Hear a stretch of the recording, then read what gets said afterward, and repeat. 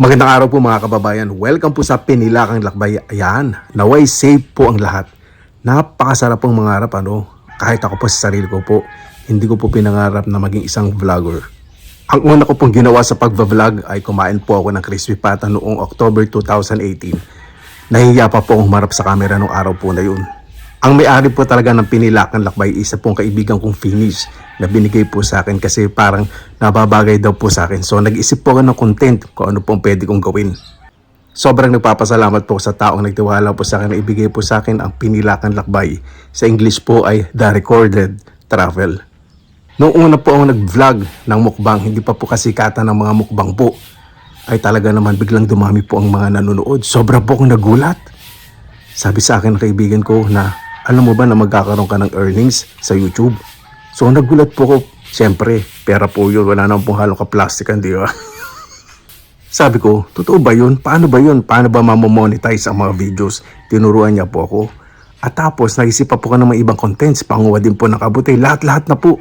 Sinaklaw ko na po, kadramahan, action, lahat-lahat. At nung una ko pong nakuha ang sahod ko po sa YouTube, talagang binahagi ko po sa kaibigan kong Finnish, pero sabi niya po, hindi na kailangan. Binigay po sa akin lahat. Sobra po nagpapasalamat sa Panginoon. Tinabi ko po yung pera na yun. Nag-iisip po talaga ako ano po o saan ko po gagamitin. Biglang pumasok po sa isip ko na bago po ako bumalik sa Finland 2018 pagkatapos po ng isang proyekto ay meron na po ng hinuhulugan lupa.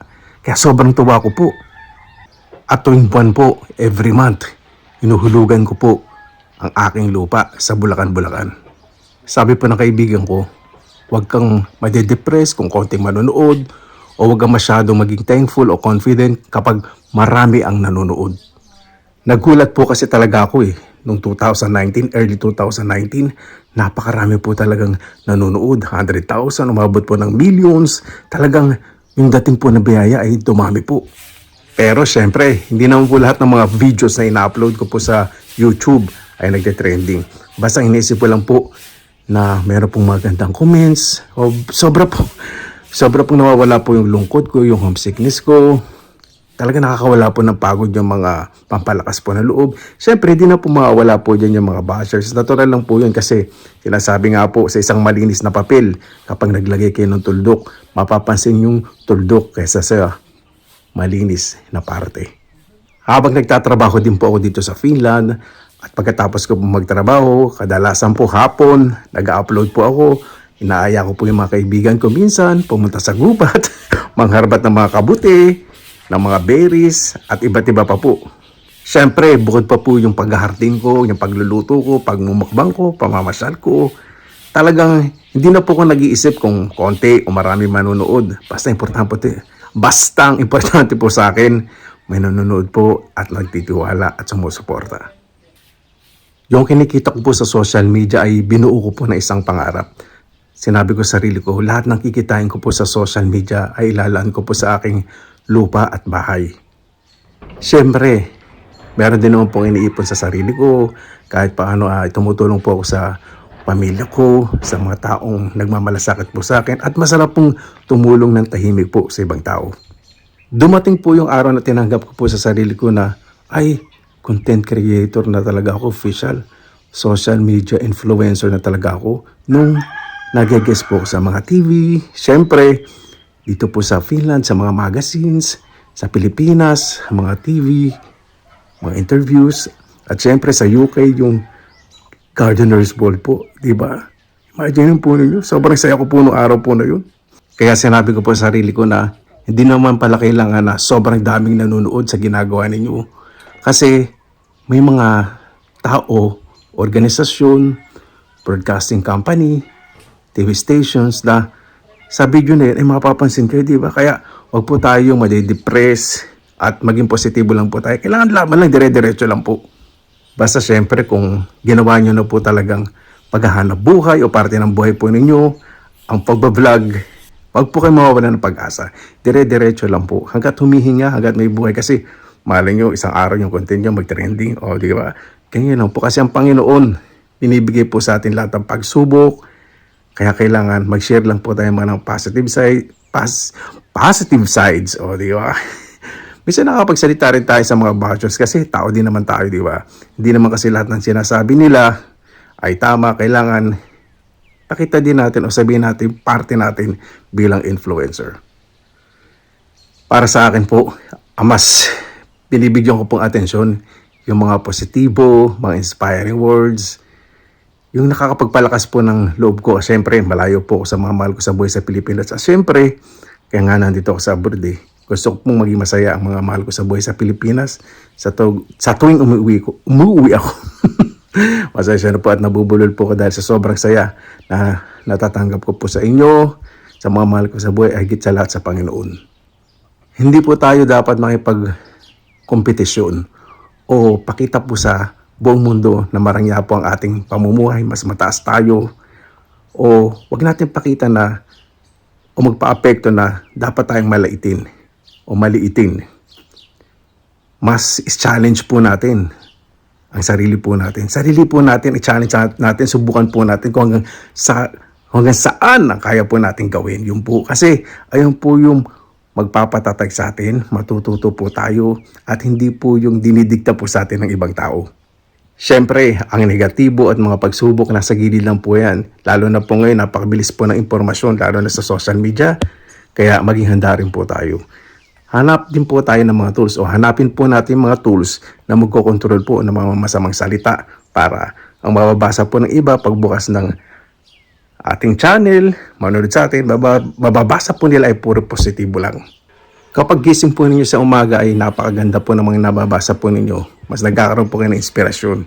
Kaya nung nakikita ko po yung bahay ko, yung bakurang ko, yung pinaghirapan ko po sa Pilipinas, sobrang saya ko po. Sobrang nagpapasalamat po ako, siyempre sa inyo, sa mga mahal ko sa buhay, sa Panginoon. Hindi ko po pinangarap yung gantong pamamaraan para makamtan ko po yung pangarap ko na magkabahay. Pero ito po yung tinatawag na may mga biyayang binibigay sa atin ng Panginoon na hindi natin inaasahan pero dumarating. Kaya kapag labas po natin sa bahay, paglabas pa lang natin sa pintuan, magpasalamat po tayo sa Panginoon sa panibagong araw. Maging mabuti po tayo sa mga nakakarap nating tao. Kahit na po anong panlalait ang ginagawa po sa atin, pang-alipusta, sinasabihin tayo walang kinabukasan, panunukso, diretso lang po tayo. Kasi marami pa rin pong tao na makasalubong natin na magpapalakas po ng loob natin, di ba? Kung nasa Pilipinas o nasa abroad po tayo, basta lumalabas tayo ng bahay at pauwi. Napakasarap po maging mabuting tao. Kung may naririnig po tayo hindi maganda, yung muko na lang po tayo. Diretso na lang po tayo sa bahay, wag na lang po tayong magsalita. Kasi kapag mabuti po tayo, alam po ninyo, may mga taong nagmamahal sa atin na sila ang magtatanggol sa atin. Siyempre, sa ibang pag-iisip na kahit na wala ka ginagawa sa kapwa mo, nasa loob ka ng bahay, may masasabi ang mga tao, kahit na anong buti ang ginagawa mo, may masasabi ang ibang tao. Huwag niyo pong isipin yung masasabi. Ang tanggapin po ninyo, yung mga taong naniniwala po sa inyo, nagmamahal sa inyo, nandiyan po sa inyo, sumusuporta sa inyo, naggumagawa po na maganda. At pinagtatanggol kayo at tinatanggap kayo dahil positibo at nagbibigay po kayo ng inspirasyon po sa kanila. At syempre, may takot kayo sa Panginoon. Yung pong mga bagay po na yun ang importante. Kaya po ngayon, masasabi ko, bilang isang vlogger, ang pangarap ko ay simpleng buhay po na nakikita nyo po sa YouTube. Yung po, nakamit ko na po. Wala na po akong hilingin pang iba. Ayoko na pong humiling ng mga magagarang sasakyan, malaking bahay, o kahit ano pa po. Kasi simpleng buhay lang pong gusto ko na nakasalimuha ko po yung mga tao na gusto pong makausap na simple sa araw-araw, walang gadgets, igising kayo sa umaga, may tila ako ng manok, tahon ng mga aso, may maglalako ng almusal, pupunta kayo sa lugawan, pupunta kayo sa kahit-bahay, bibili kayo sa tindahan, pupunta kayo sa mga taniman, bibili kayo ng tumpok-tumpok ng mga gulay o isang taling sitaw, uuwi kayo masaya, nakangiti, nakatulong kayo sa kapwa, may bibisita sa inyo, makikipagkwentuhan, makikikain, makikidalaw, mangungutang, okay lang po yan. Ayun po yung buhay na gusto ko po. Ang buhay, lalo na po pagkasama ko po yung mga magulang ko, mga kapatid ko, mga pamangkin ko, mga bayaw ko, hipag ko sa Pilipinas na sobrang sumusuporta at nagmamahal po sa akin. Yung mga kaibigan na totoo po na nandiyan, na kahit na nagkakasigawan kami, nagkakatampuhan, o may iba, hindi kami nag-uusap sa ngayon, pero sa puso ko, hindi po mawawala yung pinagsamahan po namin. Mas mainam po minsan yung tumahimik na lang po kayo paminsan-minsan para sa isang araw, yung hindi nyo pagkakaintindihan, hindi na masasabing salitang sorry o hindi na sasabi, pero sa gawa, dahil magkakaedad na rin kayo, na ano ba naman yung yakapin nyo isa't isa, di ba? Kaya sa mga content creators po, vloggers na mag-message po sa akin dahil isang maliit na vlogger din naman po ano daw po ang dapat gawin para dumami po ang supporters. Dire-diretso lang po. Pakita nyo lang po kung ano kayo, huwag kayong mahiya, kung nakakaya yung ginagawa nyo, pero sa tingin nakakatawa. Basta, ipiplease nyo po yung sarili po ninyo. Hindi po yung isipin agad ng ibang tao pagkatapos po ginawa nyo isang bayo. Huwag mong ganun. Basta dire-diretso lang po kayo kung mukha ko yung tanga o hindi, nakakatawa o hindi, nakakatakot o hindi, di ba? Mukha kakagising o hindi. At least pag nakita nila kayo sa personal, kung kakagising nyo lang o hindi, alam nila na ganun kayo, di ba? Oh, di ba? Sarap mo na gano'n, di ba? Siyempre para sa akin po, itong maging isang nananahan po dito sa Finland ay isang napalaking biyaya na po. Kahit siguro hindi po ako mag-vlog, importante naman po sa akin matustusan ko po muna kahit yung sarili kong pamumuhay. Nakakakain ng 3 beses ang araw, may pambayad sa kuryente, tubig, may mga kaibigan na nagmamalasakit. Ang ayoko pong mawala kahit nasaan po ako, yung mga taong titingin po sa akin at tinitingnan ko. Dahil po ako, hindi po ako madamot. Alam po yan ang mga mahal ko sa buhay. Meron po akong sense of giving. Ibig sabihin, ang pagbibigay po sa akin kusana lang po sa akin at ayoko pong manunumbat, ayoko pong magbibilang. Pero siyempre, pag nakakaramdam naman po ng inaabuso po ako, mananahimik na lang po ako. Pero pag sobra-sobra na, pag may message ako, kasi dyan nyo po malalaman kung sino po yung tao na malapit po sa inyo, kung magmamatas ba o mananatili sa tabi nyo. Paano po mga kababayan? Maraming salamat po dahil ngayon medyo okay na po ang pakiramdam. Medyo wala na po akong sakit. Yung boses ko lang po medyo may ubo, pero sa mga susunod na araw, basta dire-diretso lang po tayo sa Facebook, sa magmagawa ng reels, story, sa YouTube o sa ibang social media platforms o networks. Tuloy lang po natin. Gawin po natin kung ano po yung makapagpasaya po sa atin, kasi makikita po yun ng tao na makapagpasaya din sa kanila, makapagpangiti. Kung iyak tayo, iyak sila.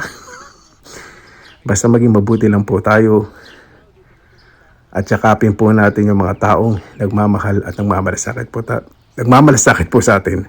At higit po sa lahat, mahalin po natin ang ating pamilya at huwag kalimutang magpasalamat at humingi ng tawad sa Panginoon. Paano po? Maraming salamat na naman po sa inyong oras na ilan sa Pinilakan Lakbay.